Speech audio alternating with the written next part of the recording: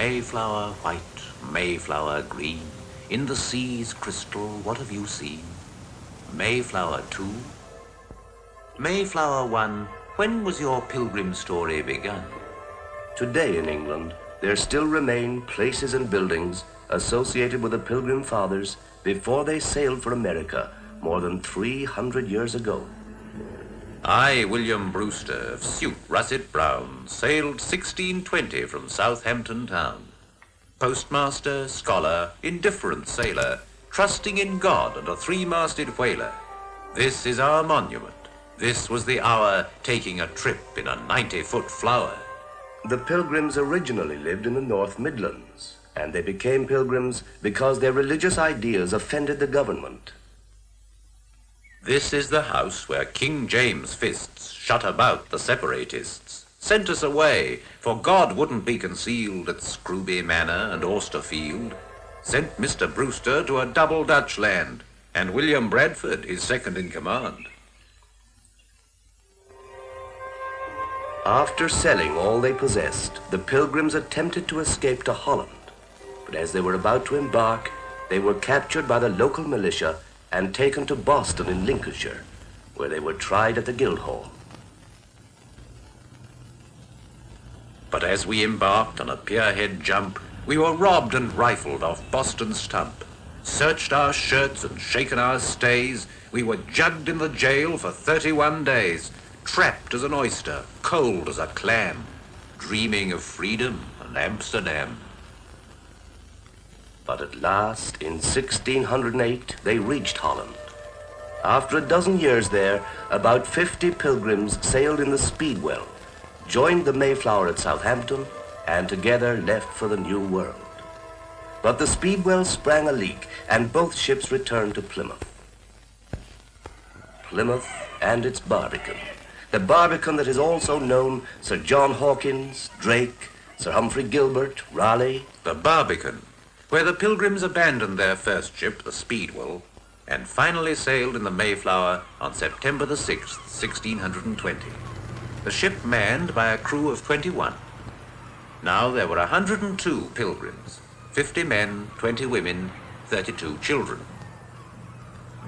335 years later, on the 4th of July, 1955, the building began of Mayflower II. The work has been financed by a non-profit making company. The ship's designer is William Baker, naval architect to the American Bethlehem Steel Corporation. And its builder is a Devonshireman, Stuart Upham, whose family and firm have been building wooden vessels for 150 years. The hills of South Devon are well clothed with woodland, and the sea, running inland up curving estuaries, is always close at hand. So Mayflower II began in the Devonshire countryside. It began, as Stuart Upham once said, by looking for the heart of England's prosperity, an acorn. In this case, a Devon oak. And the lumbermen set their axes to the first of 600 to 700 trees of all shapes and sizes. The main beam of Mayflower measures only 55 cubic feet, but it was shaved down from a solid oak trunk of over twice that size. Timbers of every proportion are needed for the bones and body of the boat, straight for the beams and planking, crooked for the ribs and knees.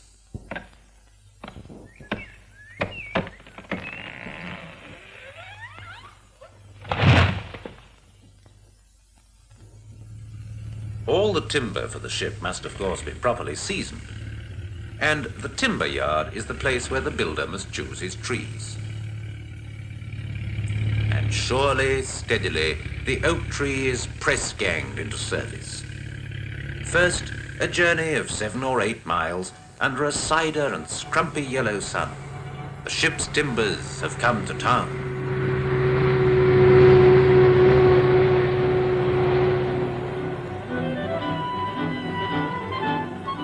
Brixham towns in Devon, by the wobbly wash-blue sea, where the streets are as narrow as a toad in a harrow, and there's crab and cream for tea.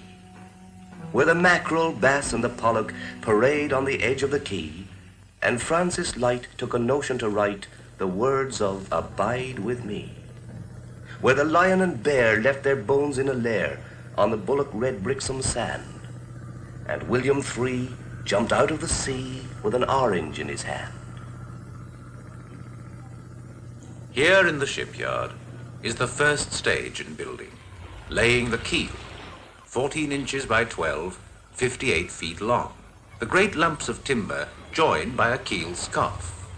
Stewart Upham, the builder, called the keel a ruddy great log, but the general foreman, George Phillips, he called it a fine stick. In the mould loft over the shipyard, the lines of the hull are drawn in schoolboy chalk and to working size on the wooden floor.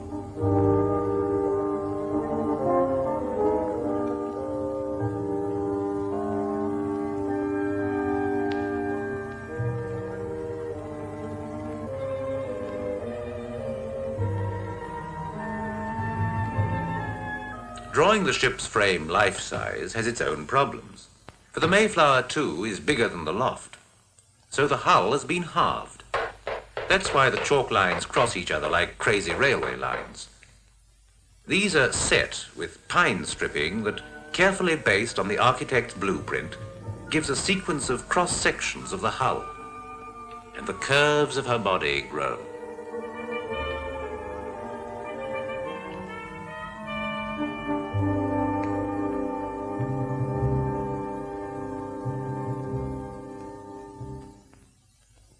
All timbers of the original Mayflower were cut by hand, by pit saw, adze or axe.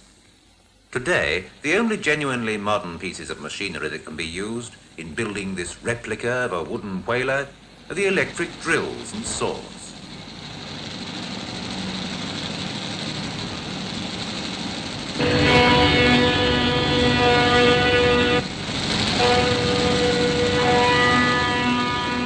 But machinery can't supplant the skill of the head sawyer.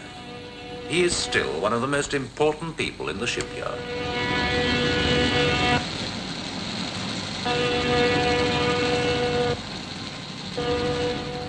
But the principal tool in the shipwright's chest is the adze. And this was employed on Mayflower II, together with a score of others that have been used, with simple variations, since the days when Noah was a sailor.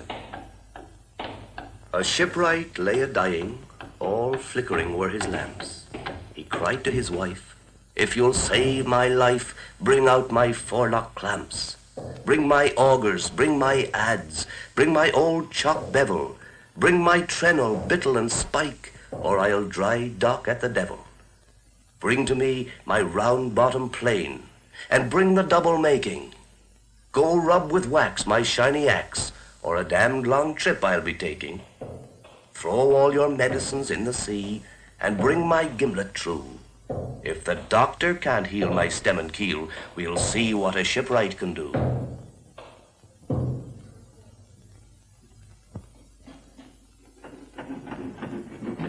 Slowly, the skeleton of the ship takes shape, its bones like a stranded dinosaur, made of huge chunks of solid oak, the crooked timbers carefully matched, one tree to one piece, some weighing originally anything up to 10 tons.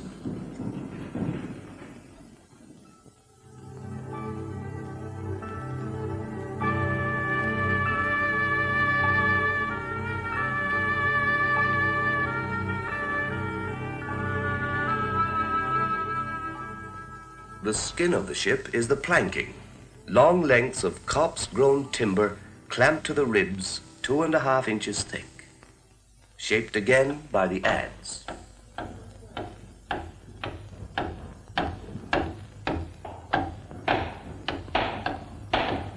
The planks for the end pieces have to be bent to shape, curved in a steam kiln, a sweat box 3 foot square, and hauled out with calipers.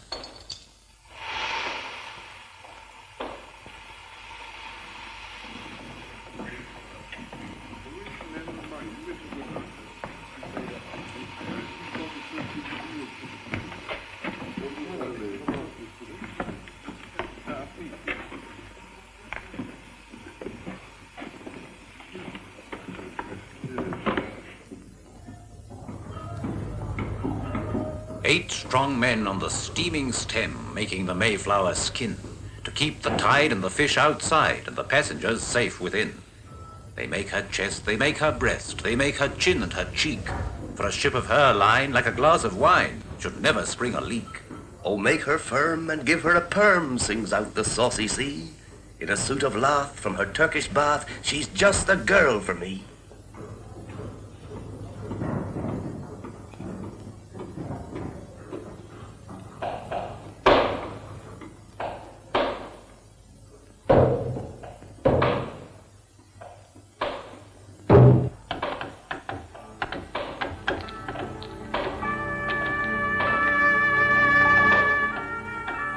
Over 250,000 visitors from all over the world came to see Mayflower II during the 22 months of her building. Here's a group of naval cadets from the continent.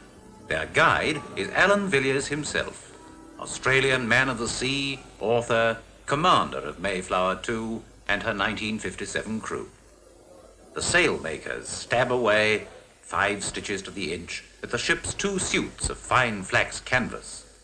No wonder Villiers exploded one day at his newspaper critics. Tow her over? No, sir, not on your life. She'll sail.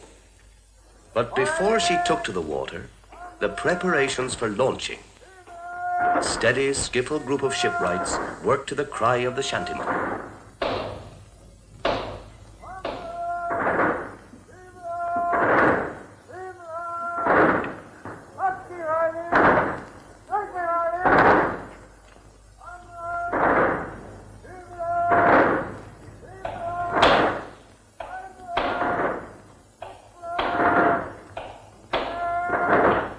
That evening, after the shipwrights had all returned to their firesides, the builder and the designer walked the deck and talked of the next day's launching. 2 men whose industry and skill had turned Devon oaks into sweeping lines. Searching back through early drawings and documents, they had worked out not only the shape the original Mayflower must have been, but also how the ancient mechanism of her rigging must have harnessed the power of the wind. Glorious Devon, says the unkind rhyme. Rain 6 days out of 7. And there were certainly 6 days rain in one on launching day. Not that it bothered Mr. Rice Lemming of Toppenish, Washington, USA, the man chosen to launch Mayflower II, sometime U.S. airman who saved 22 lives in the East Coast floods of 1953 and was awarded the George Medal by the Queen of England. The moment in time, 22nd of September 1956 at 8 in the morning to catch the tide. The draughts of claret came from a silver gilt christening cup, and it was shared with all the shipwrights. Finally, the goblet was flung into the sea. That was the way they did it in the old days. Below, 20 men loosened the ship from her keel blocks. The final blow, and she's away. Ladies and gentlemen, 3 shares of Mayflower. Hit it!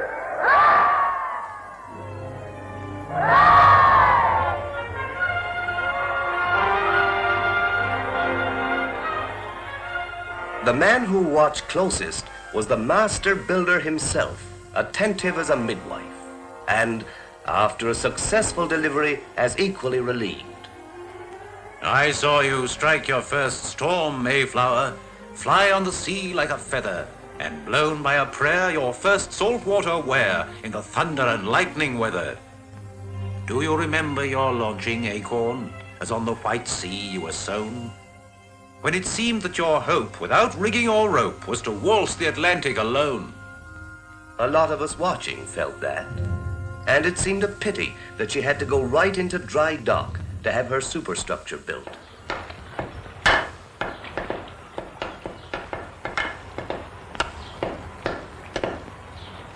So the ship begins her fitting out. Another deck has been added, the main deck, which one day will be pounded by the waves of the Atlantic. So, with caulking iron and caulking mallet, they stop the seams with oakum and pay them up with pitch.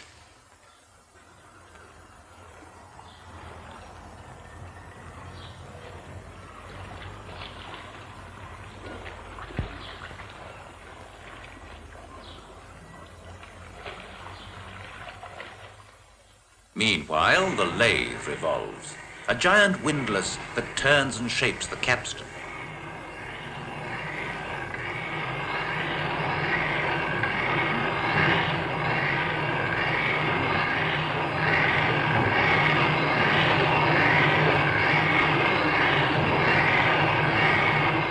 The wheel turns and time moves on.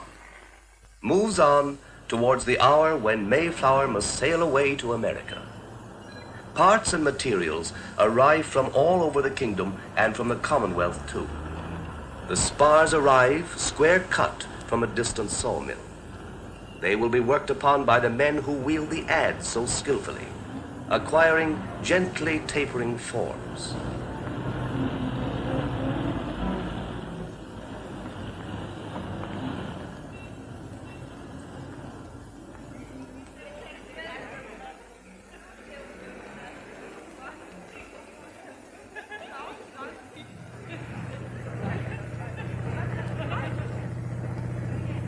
The foremast is an 80-footer of Oregon pine, shipped like all Mayflower II's masts and spars from Canada to the port of Manchester, brought by rail to Torquay because the streets of Brixham were too twisting and narrow, and then floated across Tor Bay to the shipyard.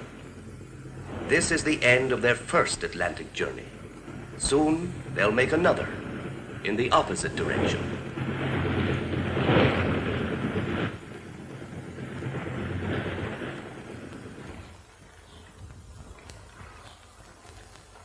Did nobler trees grow in England 3 centuries ago?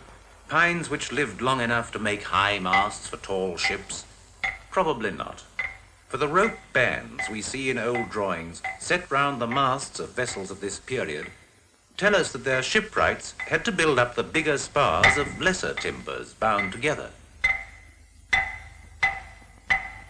A mast of this size is stepped with great delicacy. One accident and it would lunge down like a monstrous dart and pierce a splintering hole in the ship waiting to receive it. But there are no mistakes. The riggers are careful men of wide experience. 3 of them own sailing master's tickets, but with no more sailing ships to command, they have come ashore forever and now punch their time cards at the shipyard.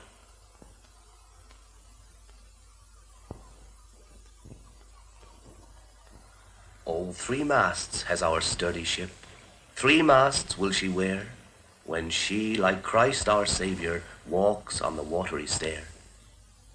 One stands at the fore to meet the weather wild, and he who once in winter was a little child. One grows after, from step to the sky, for he who once was keel-hauled and hung up to die. One stands amidships between fore and mizzen, pointing to paradise for he who is risen. 3 masts will grow on the gallant ship before she quits the quay. For Father, Son, and Holy Ghost, blessed Trinity.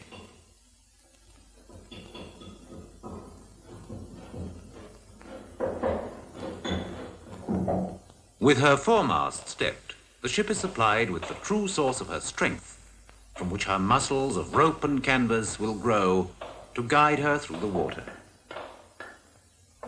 And all this progress is watched not only by the builder, but also by his father, who once ran the yard before him, but who is now retired.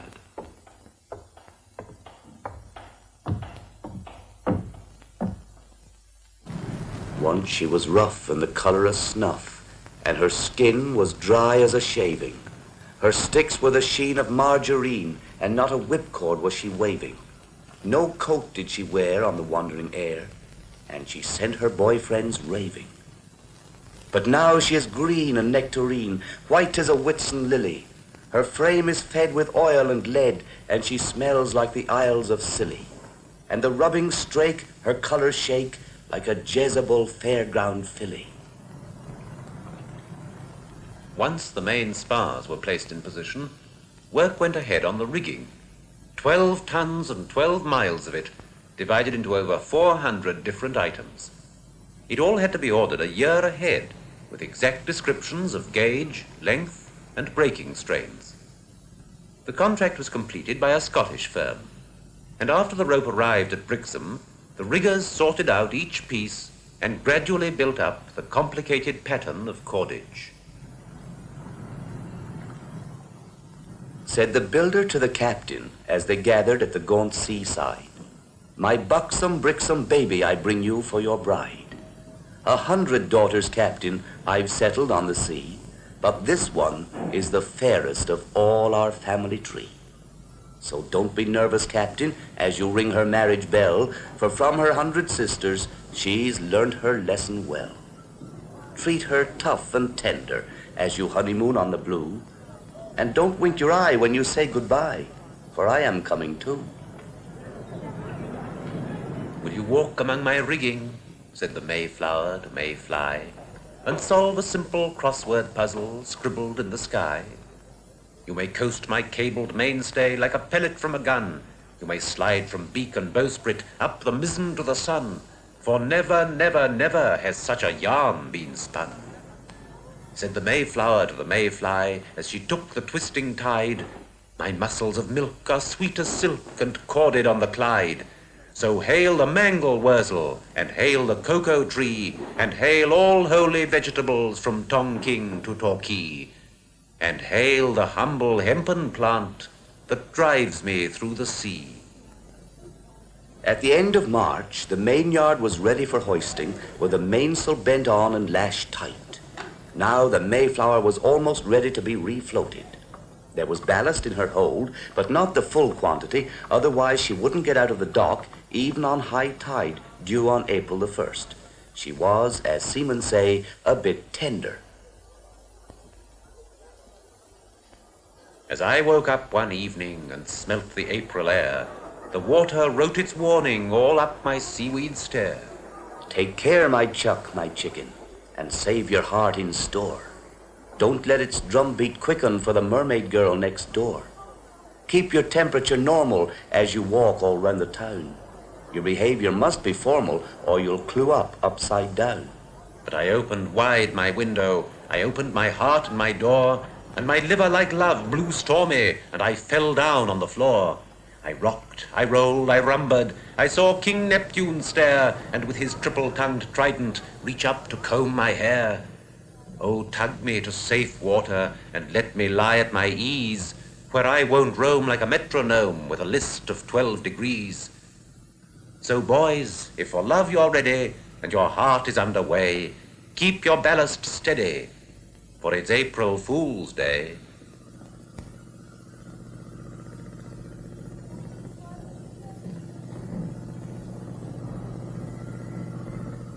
With a belly full of ballast and crew complete, the ship was ready for her sailing trials. For days, the captain, mates, and able seamen had been familiarizing themselves with the working of the rigging. Now, the last carpenter had swept up the last chipping, the compass had been swung, stores were aboard, and the moment had come for the first time to head for the open sea. Sitting in Brixham harbour, she gave her admirers a glimpse of former centuries. Not for 300 years had the red rocks of Devon seen such a sight. Not since the English fleet sailed from this coast to drive the Armada up Channel, nor since those merchantmen journeyed cautiously yet fearlessly about a question mark called the map of the world. There she sat, while the local hotels filled themselves with landlubber pressmen waiting with pens and shutters poised to capture the first drop of her sails. Then one evening, the tug Penley took the tow rope aboard, and Mayflower turned away from Brixham Quay, away from Uphams Yard, and away from the craftsmen who built her. "Farewell to thee, Mayflower," said Brixham with a hoot and a bang. "You've been a credit to us in more ways than one. You've shown the world what our boat builders can do, and you seem to bring half the world to Brixham to watch 'em doing it." It was a perfect evening. Clear skies and a light breeze. Up went the colours. Out she went, past the breakwater with an attending fleet of smaller vessels, away from the confines of the harbour to the open sea.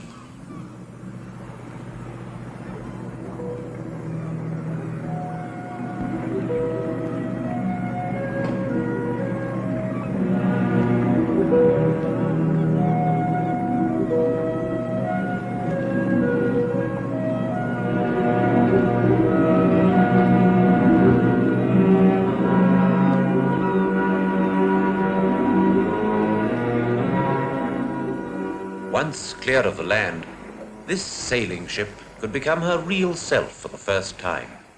She could let her heavy canvas fall from her yardarms and see what the wind would do with it. One by one, the sails unfurled, ponderously like elephant skin, in a breeze which was kind and gentle to the newcomer. And I heard him ask, "What's it all about? Why spend thousands on building a ship that's hundreds of years out of date and can't even sail out of its own harbour 'cause the wind's in the wrong direction?" An admiral shook his head and mumbled that she'd be lucky if she ever got to the other side. Crazy fools, they say. There ought to be a law against it. Not long ago, Mayflower II was no more than an idea. Now she is a fact and a thing of beauty. But behind the fact, there remains an idea, a hope that she will be accepted the other side as a gesture of gratitude for those things we have received from our cousins across the Atlantic, which we can never fully repay in kind.